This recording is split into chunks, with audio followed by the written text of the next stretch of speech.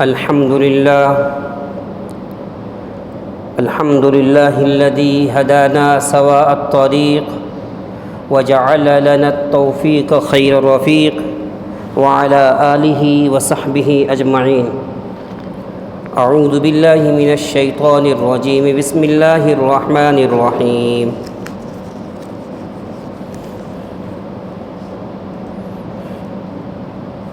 وأما ما ينفع الناس فيمكث في الأرض. صدق الله العظيم وصدق رسوله النبي الكريم ونحن على ذلك لمن الشاهدين والشاكرين والحمد لله رب العالمين.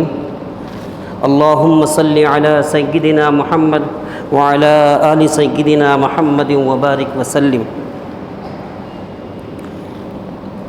اللهم صل على سيدنا محمد وعلى آل سيدنا محمد وبارك وسلم. محترم بزرگوں اور دوستو، آپ حضرات کو معلوم ہونا چاہیے اسلام ایک عظیم الشان مذہب ہے.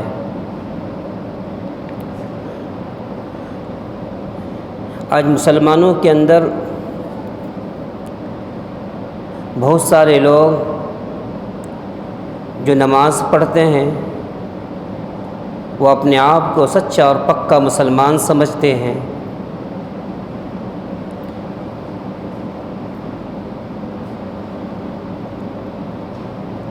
جو زکوٰۃ دیتا ہے وہ اپنے آپ کو سچا اور پکا مسلمان سمجھتا ہے.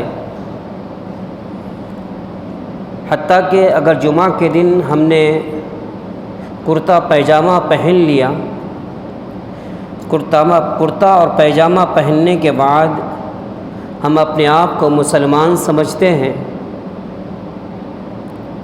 بہت سی مرتبہ ایسا ہوتا ہے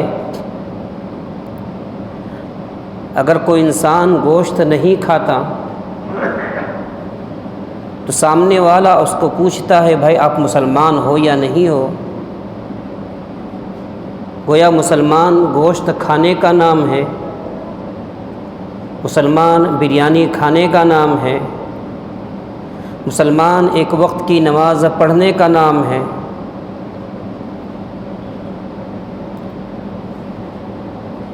ہم اسلام کے ایک شعبے کے اوپر عمل کرتے ہیں اور ہم یہ سمجھتے ہیں کہ ہم سچے اور پکے مسلمان ہیں. نہیں دوستو، اللہ تبارک و تعالی نے ہم سب کو مسلمان بنایا، کلمہ پڑھنے والا بنایا. اس پر ہم اللہ کا شکر ادا کریں، اور اللہ کے شکر ادا کرنے کے ساتھ ساتھ ہم سب کو چاہیے کہ ہم اللہ کے پورے حکم کے مطابق زندگی گزارنے والے بن جائیں. پوری شریعت کے مطابق ہم زندگی گزارنے والے بن جائیں.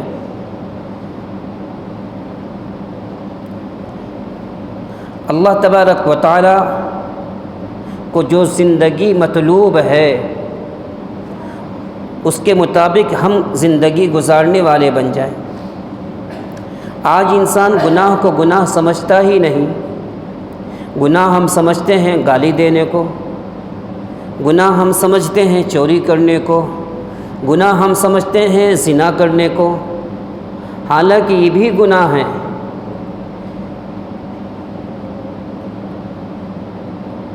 اور گناہ اللہ کے حکم کی نافرمانی اور نبی علیہ الصلاۃ والسلام کی سنتوں سے بغاوت، یہ سب سے بڑا گناہ ہے. اللہ کے حکم کی نافرمانی اور نبی علیہ الصلاۃ والسلام سے بغاوت، یہ سب سے بڑا گناہ ہے. جب انسان دنیا کے اندر گناہ کرتا ہے، اللہ تبارک و تعالی دنیا کے حالات کو بگاڑ دیتے ہیں. آپ نے دیکھا ہوگا جب انسان گھر کے اندر اپنا نکاح کر کے آتا ہے تو گھر میں آنے والی بہو اپنی ساس کا خوب احترام کرتی ہے، ساس کے ساتھ اپنے بندھن بنائے رکھنا چاہتی ہے. اگر وہ ساس کے ساتھ اپنا بندھن خراب کرے گی، اس کے لیے وہ گھر ایک تنور کے مانند ہو جائے گا، اس کا گھر میں جینا دوبھر ہو جائے گا۔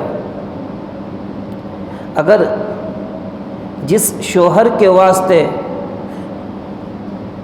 وہ بن سور کر آئی ہے، نکاح کے اندر آئی ہے، اگر اس کے حکم کی نافرمانی کرے گی تو وہ گھر چاہے کتنا ہی ایئر کنڈیشن کیوں نہ ہو، وہ گھر کتنا ہی اچھا ماحول والا کیوں نہ ہو، جب بیوی اپنے شوہر کی نافرمانی کرے گی، بیوی اپنے شوہر کی حکم عدولی کرے گی، تو شوہر اس بیوی کے لیے اس عورت کو جہنم بنائے گا، اس کو ہر طرح سے پریشان کرنے کی کوشش کرے گا۔ ٹھیک اسی طریقے سے دنیا کا بھی دستور ہے، جب ہم لوگوں نے کلمہ پڑھ کر مسلمان اپنے آپ کو بنا لیا، اب اگر اللہ کی نافرمانی کریں گے، اللہ تبارک و تعالی انتقام لیتے ہیں۔ اللہ انتقام کیسے لیتا ہے؟ اس کو اللہ خود قرآن میں فرماتا ہے، فَلَمَّا آسَفُونَا انتَقَمْنَا مِنْهُمْ۔ آپ نے دیکھا ہوگا آج کے دور میں تو آپ جلدی سمجھ میں آ جائیں گے کہ آج موبائل کے اوپر کوئی غلط بات نہیں بیان کرتا، موبائل کے اوپر حکومت کے خلاف کوئی باتیں شیئر نہیں کرتا، موبائل سے کسی کو دھمکی نہیں دیتا، دھمکی دینے سے 10 مرتبہ سوچتا ہے، اگر میرا کال ریکارڈ ہو گیا، پولیس کو پتہ چل گیا، مجھے سلاخوں کے پیچھے جانا پڑے گا۔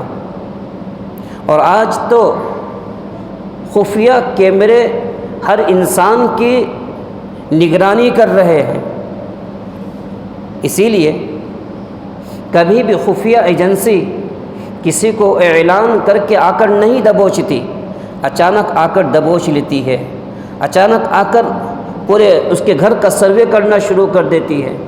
ایسے ہی اللہ تبارک و تعالی قرآن میں فرماتا ہے، فَلَمَّا آسَفُونَا انتَقَمْنَا مِنْهُمْ۔ جب لوگ اللہ کے حکم کی نافرمانی کرتے ہیں، جب لوگ اللہ کو ناراض کرتے ہیں، تو اللہ خود فرماتا ہے فَانْتَقَمْنَا مِنْهُمْ، ہم اس کے ساتھ انتقام کرتے ہیں۔ اور جو اللہ کے انتقام کے اندر پھنستا ہے، اس کو یہ پتہ نہیں چلتا کہ اللہ تبارک و تعالیٰ مجھے دیکھ رہے ہیں، اللہ تبارک و تعالیٰ میری نگہبانی کر رہے ہیں۔ انسان تو دنیا کے اندر مست رہتا ہے، اور دنیا میں مست رہنے کی وجہ سے انسان دنیا کے خیال کے اندر مست ہو جاتا ہے، لیکن اللہ تبارک و تعالیٰ کی نگرانی اس کے اوپر لگی رہتی ہے۔ انسان گناہ کرتا ہے، انسان نافرمانی کرتا ہے، اور یہ سوچتا ہے اللہ مہربان ہے، اللہ کریم ہے، اللہ رحم کرنے والے ہیں، اللہ غفور الرحیم ہے۔ لیکن نہیں دوستو، جہاں اللہ کی مہربانی ہمیں نظر آتی ہے، وہیں ہمیں یہ بھی دیکھنا چاہیے اللہ جبار بھی ہے، اللہ قہار بھی ہے، اللہ پکڑنے والا بھی ہے۔ اللہ کی گرفت اتنی ہے کہ ان اخذہ علیم شدید، اللہ فرماتا ہے کہ بے شک اللہ کی پکڑ اتنی سخت ہے کہ اللہ کی پکڑ سے کوئی نکل نہیں سکتا۔ اللہ عزیز ذو انتقام بھی ہے، اللہ بدلہ لینے پر بھی قادر ہے۔ دنیا کا انسان بدلہ لینے کے لیے 10 مرتبہ سوچے گا، لیکن اللہ کی جب پکڑ آتی ہے، اللہ جب بدلہ لینے پر آتے ہیں، تو دنیا کی تمام طاقتیں کیا ہو جاتی ہیں؟ اللہ کے سامنے ہیچ ہو جاتی ہیں۔ اسی لیے انسان کو چاہیے کہ انسان اللہ کی نافرمانی کرنے سے بچے۔ دنیا کے اندر جو حالات چل رہے ہیں، یہ حالات ہمیں اس بات کا ثبوت پیش کر رہے ہیں کہ اللہ ہم سے ناراض ہے۔ جب کوئی ایک انسان غلطی کرتا ہے تو اس انسان کی پکڑ ہوتی ہے۔ مثال کے طور پر میں نے اگر کوئی حکومت کے خلاف یا کوئی غلط کام کیا، لوگ مجھ سے پوچھیں گے۔ بیٹے نے غلطی کی، بیٹے سے پوچھا جائے گا، دوسرے انسان سے نہیں پوچھا جائے گا۔ اگر ایک انسان نافرمانی کرتا ہے تو ایک کی پکڑ ہوتی ہے، جب پوری قوم نافرمانی کرنا شروع کر دیتی ہے تو اللہ تبارک و تعالیٰ کا انتقام پوری قوم کے اوپر چلتا ہے۔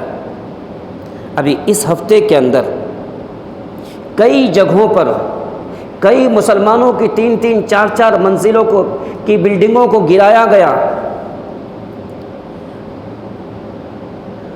ان کے گھروں کو زمین دوز کر دیا گیا، اور یہ تمام کے تمام حالات مسلمانوں کے اوپر آ رہے ہیں، لیکن پھر بھی مسلمان خواب غفلت میں سویا ہوا ہے۔ اگر کہہ لیا جائے مسلمانوں کا دل، مسلمانوں کا نفس اندر سے مردہ ہو چکا ہے۔ سوئے ہوئے کو جب جگایا جاتا ہے جاگ جاتا ہے۔ جب انسان کا دل مردہ ہو جاتا ہے، مردہ انسان کو جتنا بھی اٹھایا جائے، جتنا بھی ہلایا جائے، مردہ انسان کبھی اٹھتا نہیں ہے۔ کیوں؟ اس کی روح پرواز کر گئی۔ ٹھیک اسی طریقے سے جب انسان کا دل مردہ ہو جاتا ہے، جب انسان کے اندر کی مایا مر جاتی ہے، جب انسان کے اندر کے اخلاق مر جاتا ہے، پھر اس کے اوپر جتنے بھی حالات آ جائیں وہ سوچتا ہے میں سیف میں ہوں، میں سیف میں ہوں۔ وہ اپنے آپ کی فکر کرتا ہے، وہ اپنے بچوں کی فکر کرتا ہے، اپنی لائف کی فکر کرتا ہے۔ آج ہر انسان، پہلے انسان دوسروں کے واسطے جیتے تھے، آج انسان دوسروں کے واسطے نہیں، آج انسان اپنے واسطے جیتا ہے۔ میرے اوپر کوئی حالات نہیں آنی چاہیے، میرے بچے کے اوپر کوئی حالات نہیں آنے چاہیے، میرا پڑوسی مرے تو مرے، میری بہن مرے تو مرے، میرا بھائی مرے تو مرے، لیکن انسان اپنے لیے جی رہا ہے، قوم کے واسطے نہیں جی رہا۔ آج قوم کے اوپر پورے حالات آئے ہوئے ہیں، ہر ملک کے حالات خراب ہیں، اور خصوصاً مسلمانوں کے اوپر حالات اتنے بگڑے ہوئے ہیں۔ لیکن بڑے افسوس کے ساتھ کہنا پڑے گا، جو ہمارے بڑے ہیں، جو ہمارے گھر کا جو بڑا ہوتا ہے، گھر کے بڑے کی وجہ سے گھر کا ماحول بگڑتا ہے۔ جب ہمارے بڑے ہیں، ہمارے بڑے، ہر ایک کے اندر 2 جماعتیں ہو چکی ہیں۔ مدرسوں کے لے لو، مدرسوں کے اندر ٹرسٹیوں کے اندر آپس میں اختلاف، مسجد کے ٹرسٹیوں میں آپس میں اختلاف، جماعتوں میں آپس میں اختلاف، دارالعلوم دیوبند اختلاف کی وجہ سے 2 ہوئے، مظاہر علوم اختلاف کی وجہ سے 2 ہوئے، دعوت و تبلیغ اختلاف کی وجہ سے 2 ہوئی۔ سب ہمارے بڑے ہیں، سب ہمارے رہبر ہیں، سب ہمارے سر کے تاج ہیں، لیکن اگر کہہ لیا جائے، لیکن ایک پلیٹ فارم پر کوئی آنے کو تیار نہیں، کوئی اپنے آپ کو متحد کرنے کو تیار نہیں۔ پورا کفر، الکفر ملت واحدہ، ایک پلیٹ فارم پر کھڑے ہو چکے ہیں، لیکن مسلمان کا تانا بانا بگڑا ہوا ہے۔ مسلمان اپنی کرسی کو بچانے کی فکر میں لگا ہوا ہے، مسلمان اپنے آپ کو بچانے کی فکر میں لگا ہوا ہے۔ یہی حال مسلمانوں کے سیاستدانوں کا لے لیجیے۔ تمام کی تمام سیاسی پارٹیاں ایک ہو چکی ہیں، لیکن مسلمان جتنے بھی سیاستدان ہیں وہ ایک پلیٹ فارم پر آنے کو تیار نہیں۔ جو قوم جس کے بارے میں اللہ تبارک و تعالی نے فرمایا وعد اللہ الذین آمنوا وعملوا الصالحات لیستخلفنہم فی الارض، کہ ہم ایمان والوں کو زمین کی خلافت عطا فرمائیں گے، زمین کی حاکمیت عطا فرمائیں گے، زمین پر حکمراں بنائیں گے۔ لیکن آج ایمان والوں کا یہ حال ہے، آپس کی اختلافات کی وجہ سے ایمان والا آپس میں بٹا ہوا ہے۔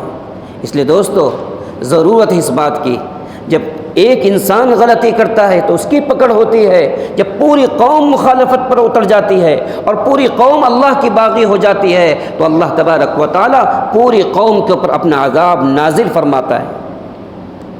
اللہ اس وقت بھی غفور الرحیم تھا، اللہ آج بھی غفور الرحیم ہے۔ اللہ اس وقت بھی جبار تھا، اللہ آج بھی جبار ہے۔ حضرت نوح علیہ نبینا علیہ الصلاۃ والسلام جو اللہ کے نبی ہیں، جب نوح علیہ الصلاۃ والسلام کی قوم نے اللہ کی اور اللہ کی نبی کی نافرمانی کی، اللہ تبارک و تعالیٰ نے اپنی اور اپنے نبی کی نافرمانی کی وجہ سے پانی کا عذاب بھیجا، اور پوری نوح علیہ الصلاۃ والسلام کی قوم کو تنکوں کے مانند، گھاس کے مانند زمین پانی کے اوپر تیرتا ہوا نظر آنے لگی۔ پوری قوم تہس نہس برباد ہو گئی۔ صالح علیہ السلام کی قوم نے جب اپنے نبی کی اور اپنے اللہ کی نافرمانی کی، اللہ تبارک و تعالیٰ نے آسمان سے ایک ایسی آواز کو بھیجا، ایک ایسی چیخ آئی، ایک ایسا ساؤنڈ آیا، اس ساؤنڈ کی وجہ سے، اس چیخ کی وجہ سے ہر ایک کے کلیجے پھٹ گئے۔ کب؟ جب قوم نے اللہ کے نبی کی، جب قوم نے اللہ کی نافرمانی کی تو اللہ تبارک و تعالیٰ نے عذاب کی شکل میں فرشتوں کو بھیج دیا۔ لوط علیہ السلام جب اپنے نبی کی اور اپنے اللہ کی نافرمانی کرنے لگے، جب ان کی قوم نے اپنے نبی کی اور اپنے اللہ کی نافرمانی کرنی شروع کی، اللہ تبارک و تعالیٰ نے لوط علیہ السلام کی قوم کو آسمان کے اوپر اٹھایا، اور آسمان پر اٹھانے کے بعد وہاں سے پلٹ دیا، اور اس کے اوپر وَأَمْطَرْنَا عَلَيْهِمْ حِجَارَةً مِّن طِينٍ، اللہ تبارک و تعالیٰ نے آسمان سے پتھروں کی بارش کی، اور ہمیشہ کے لیے آج بھی وہ جگہ موجود ہے جہاں لوط علیہ السلام کی پوری بستی کو آسمان پر اٹھا کر زمین پر دے مارا اور اس کے اوپر سے پتھروں کی بارش کی۔ جب اللہ تبارک و تعالیٰ لوط علیہ السلام کی قوم کو آسمان پر اٹھا کر پتھر برسا رہے ہیں، اس وقت بھی اللہ تبارک و تعالیٰ غفور الرحیم تھے، اللہ تبارک و تعالیٰ مہربان تھے، اللہ رحیم تھے، اللہ کریم تھے۔ لیکن جب قوم بغاوت کرنے شروع کر دیتی ہے، جب اللہ کے بندے اللہ کی نافرمانی کرنا شروع کر دیتے ہیں، اللہ تبارک و تعالیٰ اس کی پکڑ فرما لیتے ہیں۔ فرعون کا واقعہ ہم نے بارہا سنا، فرعون جس نے دنیا کے اندر خدائی کا دعویٰ کیا، لیکن جب اللہ کی پکڑ آئی، اللہ کے فرعون کو پتہ بھی نہیں تھا، 100 سال جس کے سر میں کبھی درد نہیں ہوا، لیکن جب اللہ انتقام لینے پر آتے ہیں، میں نے جو آیت کریمہ فلما نسوا، جب اللہ تبارک و تعالیٰ انتقام لینے پر آتے ہیں، اللہ پکڑنے پر آتے ہیں، انسان خواب غفلت میں سویا ہوا ہوتا ہے، اللہ کی پکڑ اس کو آ جاتی ہے۔ فرعون جس کے 100 سال تک اس کے سر میں درد نہیں ہوا، لیکن جب اللہ کی پکڑ آئی، اللہ تبارک و تعالیٰ نے دریائے نیل کے اندر اس کو غرق کر دیا، اور غرق کرنے کے بعد اللہ چاہتا تو دریا کے اندر تہس نہس کر دیتا، لیکن نہیں، اللہ تبارک و تعالیٰ نے قیامت تک کے لیے، دنیا آنے والی تمام کی تمام انسانیت کے لیے فرعون کو عبرت کا نشان بنا دیا، فرعون کو عبرت کا نشان بنا دیا، اس کی لاش کو محفوظ کر دیا، اور قیامت تک آنے والے انسانیت کے لیے اللہ تبارک و تعالیٰ نے یہ پیغام دیا کہ انسانوں، اے اولاد آدم، جس طریقے سے ہم پکڑنے پر آتے ہیں تو ہماری پکڑ سے کوئی بچ نہیں سکتا۔ یہ فرعون جس نے دنیا کے اندر خدائی کا دعویٰ کیا تھا، جو انا ربکم الاعلی کا دعویٰ کیا تھا، جب ہم نے اس کو پکڑا، ہم نے ہمیشہ کے لیے اس کو راندہ درگاہ کر دیا۔ میرے دوستو، آج دنیا کے حالات جو چل رہے ہیں، وہ اس بات کی گواہی دے رہے ہیں کہ اللہ ہم سے ناراض ہے، اللہ کو راضی کرنے کے لیے ہمیں کیا کرنا پڑے گا؟ اللہ کو راضی کرنے کے لیے کیا کرنا پڑے گا؟ اللہ سے لو لگانا پڑے گا، اللہ سے محبت کرنی پڑے گی۔ آج دنیا کے اندر حالات آتے ہیں، کوئی انسان کاروبار کی لائن سے پریشان ہو جائے تو کاروبار بڑھانے کی کوشش کرتا ہے، انسان وظیفہ ڈھونڈنا شروع کر دیتا ہے، اور ابھی شب برات گئی، شب برات کے اندر انسان ایسے وظیفے ڈھونڈتا ہے، ایسے وظیفے بتائیے جو وظیفہ کسی نے نہیں پڑھا ہو، حالانکہ قرآن اور حدیث کے اندر جو وظائف بتائے گئے، نماز کو عبادت بتائی گئی، قرآن کو عبادت بتائی گئی، ذکر کو عبادت بتائی گئی، لیکن انسان کی عقل ماری گئی ہے، انسان ایسے وظیفے ڈھونڈتا ہے کہ میں اس رات کے اندر ایسی عبادت کروں گا، ایسے وظیفے پڑھوں گا، میرے پورے گناہ معاف ہو جائیں۔ نہیں دوستو، جب حالات بگڑتے ہیں ہمیں اللہ کی طرف متوجہ ہونا پڑے گا، صحابہ کرام رضوان اللہ علیہم اجمعین کے دور کے اندر جب مہنگائی بڑھ گئی، آج بھی مہنگائی بڑھ گئی، انسان رونا شروع، پیٹرول بہت مہنگا ہو گیا، گیس بہت مہنگا ہو گیا، ارے لہسن بہت مہنگا ہو گیا، پیاز بہت مہنگی ہو گئی، انسان شکوہ شکایت کرنے لگتا ہے اور حکومت کو شب و شتم بنانا شروع کر دیتا ہے۔ شیطان انسان کو اپنی بدعملی کی طرف، اپنی کمزوری کی طرف دیکھنے کی توفیق نہیں دیتا۔ انسان حکومت کو نشانہ بنانا شروع کر دیتا ہے، انسان دشمنوں کو نشانہ بنانا شروع کر دیتا ہے، حالانکہ انسان کو چاہیے تھا انسان اپنے اعمال کی طرف دیکھے، میں اللہ کو کتنا راضی کر رہا ہوں، میں اپنے گھر کے اندر کتنا قرآن اور حدیث کے مطابق زندگی گزارنے کی کوشش کر رہا ہوں۔ انسان اپنے آپ کو نہیں دیکھتا۔ جناب محمد رسول اللہ صلی اللہ علیہ وسلم کے دور کے اندر جب مہنگائی بڑھ گئی، صحابہ کرام رضوان اللہ علیہ مجمعین آپ صلی اللہ علیہ وسلم کے پاس آئے اور آنے کے بعد کہا، اے اللہ کے رسول صلی اللہ علیہ وسلم، مہنگائی بہت بڑھ گئی ہے، سعد لنا یا رسول اللہ، اے اللہ کے رسول صلی اللہ علیہ وسلم، مہنگائی کی وجہ سے لوگ پریشان ہیں، ایسا کریے آپ چیزوں کی ریٹ کو متعین کر دیجئے، چیزوں کے ریٹ کو متعین کر دیجئے۔ اللہ کے رسول صلی اللہ علیہ وسلم نے فرمایا، چیزوں کے ریٹ کو متعین کرنے والا میں کون ہوتا ہوں؟ ان اللہ هو المسعر۔ آپ صلی اللہ علیہ وسلم نے فرمایا، مہنگائی کو بڑھانا اور مہنگائی کو گھٹانا یہ اللہ کے ہاتھ میں ہے۔ اللہ تبارک و تعالیٰ کبھی مہنگائی کو بڑھاتے ہیں، اللہ تبارک و تعالیٰ مہنگائی کو گھٹائیں گے۔ اللہ مہنگائی کو بڑھاتے کیسے ہیں؟ دیکھیے، جب لہسن مہنگا پڑتا ہے، لہسن مہنگا ہو، لہسن کی پیداوار کم ہو گئی، سمجھو مہنگا ہو گیا۔ اللہ تبارک و تعالیٰ زمین سے اناج کو نہیں اگایا، اناج مہنگا ہو گیا۔ آم کا موسم میں آم نہیں آیا، آندھی کی وجہ سے تمام کے تمام آم کے پھل اور پھول گر گئے، آم مہنگا ہو گیا۔ ان اللہ هو المسعر، اللہ تبارک و تعالیٰ مہنگائی کو بڑھاتا ہے، اللہ مہنگائی کو ختم کرتا ہے۔ اور اللہ نے مہنگائی کا اور اللہ نے دنیا کے حالات کا دار و مدار انسان کے اعمال کے اوپر رکھا ہے۔ انسان کے اعمال اچھے ہوں گے، دنیا کے حالات اچھے ہوتے چلے جائیں گے، انسان کے حالات بگڑیں گے، دنیا کے حالات بگڑتے چلے جائیں گے۔ اللہ تبارک و تعالیٰ نے قرآن شریف میں فرمایا، وَإِن مِّن شَيْءٍ إِلَّا عِندَنَا خَزَائِنُهُ وَإِن مِّن شَيْءٍ إِلَّا عِندَنَا خَزَائِنُهُ وَمَا نُنَزِّلُهُ إِلَّا بِقَدَرٍ مَّعْلُومٍ۔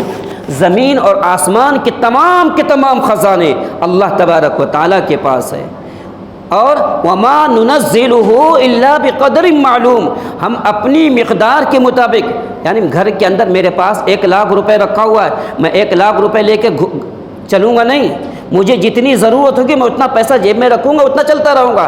ایسے ہی اللہ فرماتا ہے، وَمَا نُنَزِّلُهُ إِلَّا بِقَدَرٍ مَّعْلُومٍ، ہم حالات کی بقدر جتنی ضرورت ہوتی ہے ہم اتنا دنیا کے اندر بھیجتے رہتے ہیں، دنیا کے اندر بھیجتے رہتے ہیں اپنی معلومات کی بقدر۔ اس لیے دوستو، اللہ تبارک و تعالیٰ نے دنیا کے حالات کو اعمال کے اوپر جوڑ رکھا ہے۔ اب اس حالات کے اندر کرنا کیا ہے؟ انسان کو استغفار کی کثرت کرنا ہے۔ آپ صلی اللہ علیہ وسلم نے فرمایا، حسن بصری کے پاس ایک شخص آیا اور آنے کے بعد کہا، اپنی پریشانی بیان کیا، انہوں نے کہا استغفار پڑھو۔ روزی کے بارے میں آیا، کہا استغفار پڑھو۔ ہر ایک پریشان حال آ رہا ہے، کہا استغفار پڑھو۔ فرمایا جب انسان استغفار کی کثرت رکھتا ہے، استغفار یعنی سوری کرنا شروع کر دیتا ہے، اللہ سے معافی مانگنا شروع کر دیتا ہے، اللہ تبارک و تعالی حالات کو سنوار دیتے ہیں۔ آج ہم کتنی مرتبہ استغفار پڑھتے ہیں؟ گھر کے اندر ہماری ماں بہنیں کتنی مرتبہ استغفار پڑھتی ہیں؟ انسان سوچے تو صحیح، ہمیں چاہیے ہم گھر کے اندر استغفار پڑھنے کی عادت لیں۔ صبح میں 100 مرتبہ، شام کو 100 مرتبہ استغفار پڑھیں گے۔ نوح علیہ السلام نے اپنی قوم کو فرمایا، فَقُلْتُ اسْتَغْفِرُوا رَبَّكُمْ إِنَّهُ كَانَ غَفَّارًا، جب تم اللہ کا سے معافی مانگو گے، اللہ سے سوری کرو گے، استغفار کی کثرت کرو گے، اللہ تبارک و تعالی بے شک تمہارے گناہوں کو معاف فرما دے گا۔ اور جب اللہ معاف کر دے گا، يُرْسِلِ السَّمَاءَ عَلَيْكُمْ مِدْرَارًا، اللہ تبارک و تعالی آسمان سے رحمتوں کی بارش نازل فرمائیں گے، اللہ تبارک و تعالی آسمان سے امن کی بارش کو نازل فرمائیں گے، اللہ تبارک و تعالی آسمان سے پیار اور محبت کی بارش کو نازل فرمائیں گے۔ کب؟ جب امت استغفار کرے گی۔ ہم کو دوسروں کو نہیں بولنا ہے، دوسروں کو نشانہ نہیں بنانا ہے، ہر ایک اپنے گریبان میں دیکھے میں کتنا اللہ کے حکم کے مطابق، میں کتنا اللہ کے حکم کے مطابق اور نبی علیہ السلام کے طریقے کے مطابق میں اپنے آپ کو کی زندگی گزار رہا ہوں۔ اس لیے دوستو ضرورت ہے اس بات کی، تقوی اختیار کرنا ہے، تقوی اختیار کرنا ہے، گناہوں سے بچنا ہے، تقوی اختیار کرنا ہے، اور اللہ تبارک و تعالیٰ نے جو مال ہمیں دیا ہے، اللہ نے جو مال ہمیں دیا ہے، ہمیں اس میں سے خرچ کرنے کی کوشش کرنا ہے۔ خرچ کرنے سے بھی اللہ تبارک و تعالیٰ اپنے بندوں سے محبت کرتے ہیں۔ آج ہر انسان خرچ کرنے سے ڈرتا ہے، انسان خرچ کرنے سے ڈرتا ہے کہ میرا مال کم نہ ہو جائے۔ جناب محمد رسول اللہ صلی اللہ علیہ وسلم نے قسم کھا کر فرمایا، جو انسان خرچ کرتا ہے اللہ تبارک و تعالیٰ اس کی روزی میں برکت عطا فرما دیتے ہیں۔ اللہ تبارک و تعالیٰ اس کے خرچ کرنے سے مال کے اندر تنگی نہیں ہوتی، مال کے اندر بڑھوتری ہوتی ہے۔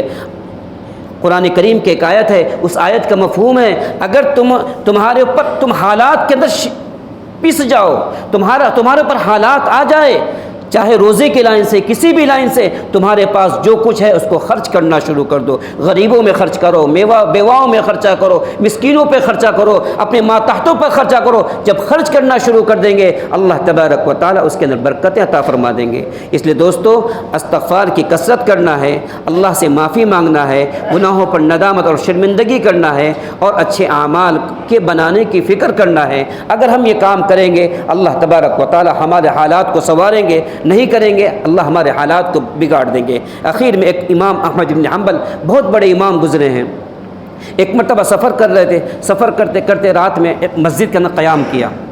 قیام کرتے کرتے رات کے وقت میں مؤذن صاحب نے کہا، ہمارے یہاں کا قانون اصول ہے کہ رات میں مسجد کا کوئی قیام نہیں کرے گا، آپ یہاں سے چلے جائیے۔ حضرت امام احمد بن حنبل مسجد سے باہر نکل گئے، راستے میں دیکھا ایک حلوائی کی دکان تھی، نانبائی کی دکان تھی، وہ روٹی بنا رہا تھا۔ روٹی بناتے بناتے ہر روٹی کے اوپر وہ بار بار استغفار کر رہا تھا، روٹی بنا رہا استغفار کر رہا ہے۔ امام صاحب نے پوچھا، بار بار استغفار کر رہے ہو، استغفار کرنے کی وجہ سے تم نے کیا پایا؟ کہا کہ استغفار کی برکت سے اللہ تبارک و تعالیٰ نے میری ہر خواہش کو پورا کر دیا، لیکن ابھی ایک خواہش باقی ہے۔ کہا کہ وہ کون سی خواہش ہے؟ کہ میں نے سوچا ہے کہ بغداد کے اندر ایک بہت بڑے عالم امام احمد ابن حنبل رحمۃ اللہ علیہ ہے، اس امام احمد ابن حنبل کی میں زیارت کرنا چاہتا ہوں، لیکن میں مشغولی ایسا ہوں، میرا کاروبار ایسا ہے، میں امام صاحب کی زیارت نہیں کر سکتا۔ امام صاحب نے فرمایا، خوش ہو جا، مبارک ہو، تو نے امام احمد ابن حنبل کی بھی زیارت کر لی۔ تو دوستو، استغفار کی کثرت سے اللہ تبارک و تعالی ہمارے کاموں کو بنا دیتے ہیں۔ اس لیے سبھی ساتھی سے درخواست ہے، صبح میں بھی، شام کے اندر بھی، ہم اپنے گھروں کے اندر بھی ایک وقت کو متعین کر لیں، ماں بہنوں کو ساتھ میں لے کر بیٹھیں، اور لے کر بیٹھنے کے بعد 100 مرتبہ استغفر اللہ۔ اگر ہم کو یہ نہیں آتا، پورا استغفار نہیں آتا، اے اللہ میرے گناہوں کو معاف فرما، اے اللہ میرے گناہوں کو معاف فرما، اے اللہ پوری امت کے گناہوں کو معاف فرما، اے اللہ پوری امت کے گناہوں کو معاف فرما، ہمیں یہ معمول بنانا ہے۔ اگر ہم نے اس کو معمول بنا لیا، اللہ تبارک و تعالی پوری دنیا کے حالات کو سنوار دیں گے۔ اللہ ہم سب کو کہنے زیادہ عمل کرنے کی توفیق عطا فرمائے۔